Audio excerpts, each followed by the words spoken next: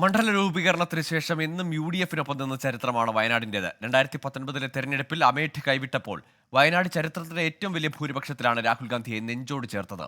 കഴിഞ്ഞ തെരഞ്ഞെടുപ്പിലും അത് ആവർത്തിച്ചു.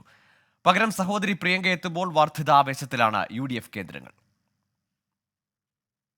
UPA കടുത്ത പ്രതിസന്ധിയെ അഭിമുഖീകരിച്ച 2019 ലോക്സഭാ തെരഞ്ഞെടുപ്പ്. രാഹുൽ ഗാന്ധി മത്സരിച്ചത് 2 മണ്ഡലങ്ങളിൽ.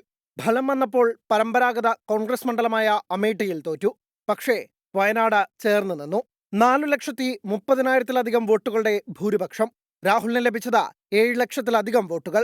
വയനാട് തന്റെ വീട് എന്ന് പലകുറി ആവർത്തിച്ചു പറഞ്ഞു രാഹുൽ. പ്രതിസന്ധി കാലഘട്ടത്തിലെല്ലാം വയനാട് രാഹുലിനെ ചേർത്തുപിടിച്ചു. ഇത്തവണത്തെ തെരഞ്ഞെടുപ്പിൽ എതിർ സ്ഥാനാർത്ഥി ആനി രാജയേക്കാൾ 3,64,000-ലധികം വോട്ടുകൾ രാഹുൽ ഗാന്ധിക്ക് ലഭിച്ചു. കോൺഗ്രസിന്റെ പരമ്പരാഗത മണ്ഡലമായ റായ്ബറേലിയും രാഹുലിനെ ഇത്തവണ തുളച്ചു. നന്ദി പറയാനായി വയനാട്ടിലെത്തിയ രാഹുൽ വയനാടിനും റായ്ബറേലിക്കും ഒരുപോലെ സന്തോഷം പകരുന്ന പ്രഖ്യാപനം ഉണ്ടാകുമെന്ന് ജനസഞ്ചയത്തെ സാക്ഷിയാക്കി പറഞ്ഞു. Many people are speculating Wayanad or Raebareli. Everybody knows the answer to this question except myself. So don't worry.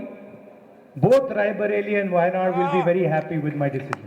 ഈ പ്രഖ്യാപനമാണ് സഹോദരി പ്രിയങ്ക ഗാന്ധിയെ ഉപതെരഞ്ഞെടുപ്പിൽ രംഗത്തിറക്കാനുള്ള തീരുമാനം.